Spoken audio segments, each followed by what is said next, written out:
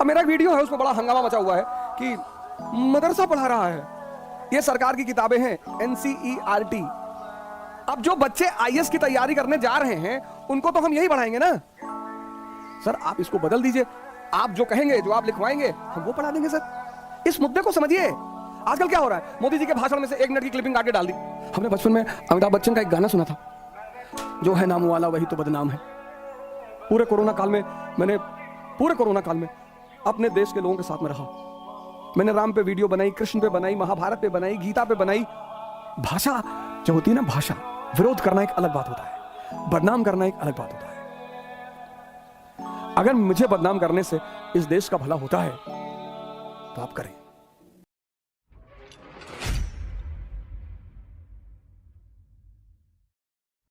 इस देश में सब भाई बहन ही हैं, तो हमारे कुछ भाई हैं, शायद कुछ लोगों ने उन्हें गलत इंफॉर्मेशन दी और उस इंफॉर्मेशन पर शायद वो हमसे नाराज हुए, क्योंकि वो इतने विद्वान लोग हैं, इतने महान लोग हैं कि वो जो है किसी पर प्रहार करें, ऐसा संभव नहीं है। मैं नहीं मानता हूं वो लोग ऐसे ही किसी पर प्रहार करेंगे। कोई वजह होगी, किसी ने किसी और दृष्टिकोण को दिखाया होगा, इसलिए ऐसा हुआ होगा। अब इतिहास एक ऐसा सब्जेक्ट है, हिस्ट्री। आज मैं थोड़ा इस विषय के बारे में आपसे चर्चा करूंगा। अब हिस्ट्री दुनिया का एकमात्र विषय है जिसको पढ़ाने में सबसे ज्यादा खतरा है।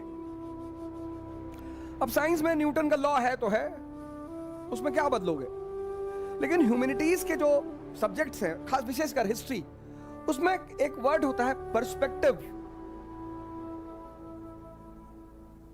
अब हिस्टोरिकली हम देखें तो उसमें सब अल्टर्न पर्सपेक्टिव है, नेशनलिस्ट पर्सपेक्टिव है, ऐसे कई सारे पर्सपेक्टिव हैं, उसमें मैं नहीं जाऊंगा। पर इतिहास के 2 पर्सपेक्टिव बड़े प्रसिद्ध हैं। एक, ये विषय शाही लोगों के लिए लिखा जाता है, एरिस्टोक्रेसी,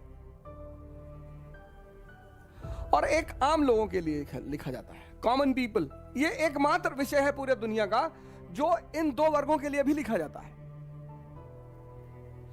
क्योंकि इसके नरेटिव को बनाकर जनमानस में एक विचारधारा तैयार की जाती है। सब अपना अपना नरेटिव फैलाने की कोशिश करते हैं। अब जैसे एक एग्जांपल मैं आपको देता हूं कि गांधी जी की एक घटना है, बड़ा छोटी सी। 5 फरवरी 1920 में उन्होंने नॉन कोऑपरेशन मूवमेंट शुरू किया, असहयोग आंदोलन। 5 फरवरी 1922 चौरी चौरा का कांड हुआ। 22 पुलिस वाले और पुलिस थाने को जला दिया गया। अब 22 पुलिस वाले और पुलिस थाने को जलाना, यह सरकार पर हमला है। अब जैसे ही सरकार पर हमला हुआ, सरकार पर अगर आंदोलनकारी हमला करेंगे तो सरकार तो पलटकर रिटेलिएट करेगी। तो गांधी जी ने एक बड़ा श्रेष्ठ कदम लिया कि जैसे ही यह हमला हुआ, उन्होंने असहयोग आंदोलन को रोक दिया। वो सरकार के खिलाफ नहीं लड़ रहे थे, सरकार उनकी दुश्मन नहीं थी। जैसे ही यह हमला हुआ, वैसे तो हिंसा प्रिंस चार्ल्स के आगमन पर भी हुई मुंबई में, लेकिन आंदोलन नहीं रुका। लेकिन ये 22 पुलिस वालों के साथ जो पुलिस थाना जलाया गया, ये सरकार पे हमला था। और गांधी जी को पता था कि मुट्ठी भर लोग खड़े हैं और सरकार सबको पीटेगी, और दोबारा जब हम बुलाएंगे तो कोई नहीं आएगा। उन्होंने आंदोलन को रोक दिया। अब जब उन्होंने असहयोग आंदोलन को इस घटना के बाद रोका, तो विपिन चंद्रा सर ये कहते हैं, अगर आप विपिन चंद्रा की सर की किताब पढ़ें तो वो कहते हैं कि गांधी जी एक बड़े दूरदर्शी थे। उन्हें पता था कि मुट्ठी भर लोग खड़े हैं और मुट्ठी भर लोग को सरकार इतना पीटेगी कि वो दोबारा बुलाने पर कभी नहीं आएंगे। तो गांधी जी ने आंदोलन को रोक दिया। ये विपिन चंद्रा सर कह रहे हैं। घटना एक है, कह रहे हैं कि गांधी जी ने आंदोलन को रोक दिया और जनता मार नहीं खाई। इसकी सजा गांधी जी को भुगतनी पड़ी, वो पकड़े गए और 6 साल के लिए उनको सजा हुई। बात सही भी लगती है कि हाँ यार, जनता तो कहीं मार नहीं खाई, जनता तो कहीं नहीं मारी गई। लेकिन इसी घटना को जब सुमित सरकार सर समझाते हैं, ये विपिन चंद्रा सर का नैरेटिव है कि गांधी जी ने इस देश की जनता को पिटने से बचा लिया, मुट्ठी भर लोग। क्योंकि 1922 में गांधी जी कहते हैं मुझे हिंसा पसंद नहीं, आंदोलन रोक दिया। लेकिन वही गांधी 1942 में जब पूरा देश खड़ा है तो आंदोलन को नहीं रोक रहे हैं। लेकिन सुमित सरकार सर यहां कह रहे हैं कि गांधी जी ने ऐसा कदम उठाकर इस देश की जनता को सरकार द्वारा पीड़ित होने से बचाया, खुद उसकी सजा भुगती और 6 साल के लिए जेल चले गए। और दोबारा जब सीडीएम शुरू हुआ सविनय अवज्ञा, तो जब उन्होंने फिर आवाज दिया फिर लोग आ गए। लेकिन सुमित सरकार सर कहते हैं कि ऐसा नहीं है। अब देखिए, जिसको आप 6 देखते हैं उसको सामने वाला 9 देखता है। अब सुमित सरकार सर यहां कहते हैं कि नहीं नहीं ऐसा नहीं है, 1917 की रूसी क्रांति हो चुकी है, किसान सभाएं बन रही हैं, मजदूरों के दल बन रहे हैं, किसानों की सभाएं बन रही हैं, मजदूरों के दल बन रहे हैं, और गांधी जिनका नेतृत्व करते हैं वो पूंजीपति हैं। और गांधी जी को डर लग रहा है कि कहीं ऐसा तो नहीं कि ये आजादी का आंदोलन मजदूरों और किसानों के हाथों में चला जाए। तो उन्होंने पूंजीपतियों की रक्षा करने के लिए, to save the interest of capitalist, zamindars, उन्होंने इस आंदोलन को रोका। देखो सर, घटना एक ही है लेकिन पर्सपेक्टिव बदल रहा है। फिर अन्य संगठन है, वो कहते हैं अरे ये तो मसला बिल्कुल नहीं है, गांधी जी अंग्रेजों के एजेंट हैं। एक और जो विचारधारा है वो कहती ना ऐसा थोड़ी है, गांधी जी अंग्रेजों के एजेंट हैं। जब भी जनता सरकार से त्रस्त होती थी वो जनता को आवाज लगाते थे, उसको खड़ा करके उसका सारा गुस्सा बाहर निकलवा देते थे, फिर आंदोलन खत्म करके वापस भेज देते थे। एक पर्सपेक्टिव ये भी है कि गांधी जी सरकार के एजेंट थे। अब एक घटना के 3 पर्सपेक्टिव। अब सवाल यह है कि जो आदमी आपको वीडियो डाल रहा है वो किस पर्सपेक्टिव से दिखाने की कोशिश कर रहा है। हम तो भैया सिविल सर्विस को पढ़ाने वाले लोग हैं, ये सरकार की किताबें हैं, ये सरकार की किताबें हैं NCERT। अब इस किताब में सरकार ने लिखवाया कि औरंगजेब, पेज नंबर 322, ये किताब है NCERT। अब सरकार ने लिखवाया कि औरंगजेब के शासनकाल के उत्तरार्ध में हिंदू सरदारों की संख्या धीरे धीरे बढ़ती गई और एक अवस्था ऐसी भी आई जब कुल सरदारों में हिंदू सरदारों का अनुपात 1/3 हो गया। एक बार एक अर्जी में धार्मिक आधार पर एक पद का दावा किया गया था, उस पर औरंगजेब ने लिखा, धर्म के मामलों से सांसारिक मामलों का क्या दखल। ये देखिए सर, पेज नंबर 322। अब जो बच्चे IAS की तैयारी करने जा रहे हैं उनको तो हम यही बढ़ाएंगे ना। देखिए पेज नंबर 322, देखिए साफ साफ लिखा है उसने,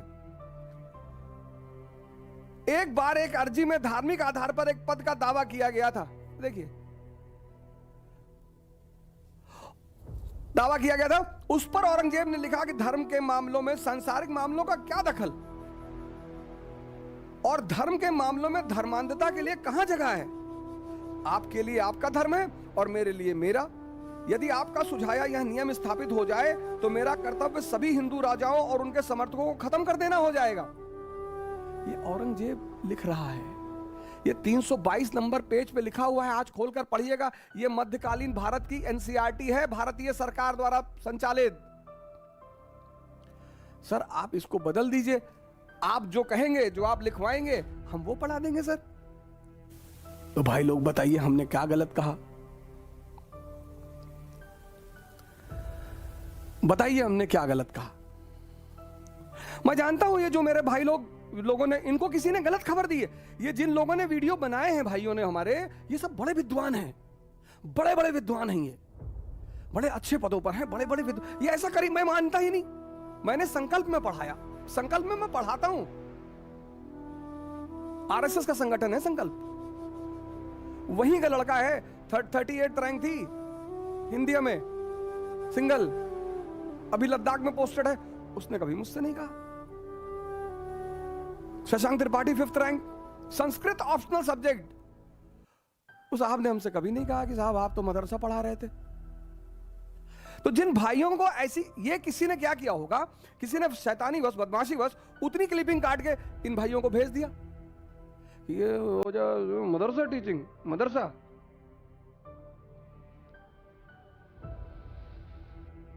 इस मुद्दे को समझिए। आजकल क्या हो रहा है, मोदी जी के भाषण में से 1 मिनट की क्लिपिंग काट के डाल दी। मोदी जी खुद ही इस्लाम की तारीफ कर रहे थे। एक दिन वो व्याख्यान कर रहे थे कुरान का, कहे कुरान में अल्लाह के बाद जो सबसे ज्यादा शब्द आया है वो है इल्म। खुद ही कह रहे थे वो, 800 बार संख्या बताई उन्होंने।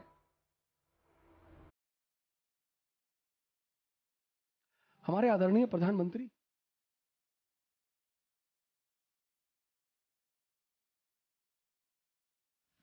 हमने बचपन में अमिताभ बच्चन का एक गाना सुना था, जो है नाम वाला वही तो बदनाम है। पूरे कोरोना काल में मैंने अपने देश के लोगों के साथ में रहा। हजारों मैसेजेस आज भी आते हैं सर, हजारों मैसेज आए कि सर हम जानते हैं कि ये किसी ने ऐसा ही किया होगा। हमने कहा नहीं बंधु, कोई बात नहीं। कलाम साहब मुसलमान ही तो हैं। मुसलमान खुद भटका हुआ है, मुसलमान खुद परेशान है।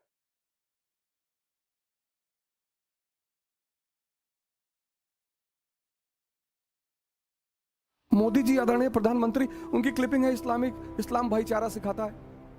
अब मैं मोदी जी की बात ना मानूं? ये जो पूरे जीवन में संघर्ष है ना, हम एक दूसरे से कुछ कहना चाहते हैं और बहुत सारे समय ऐसा होता है कि जो हम कहना चाहते हैं वो सामने वाला समझ नहीं पाता। मैंने राम पे वीडियो बनाई, कृष्ण पे बनाई, महाभारत पे बनाई, गीता पे बनाई। मैं तो सरकार से कहता हूं कि राम को पैगंबर हिंद घोषित करो।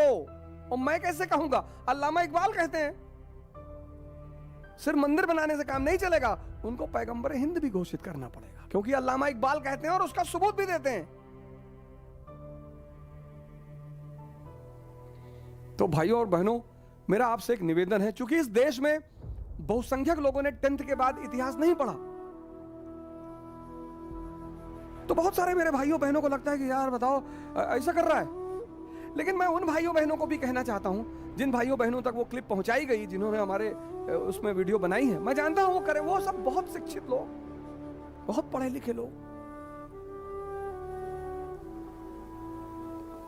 भाषा जो होती है ना, भाषा विरोध करना एक अलग बात होता है, बदनाम करना एक अलग बात होता है। अगर मुझे बदनाम करने से इस देश का भला होता है तो आप करें। जय हिंद।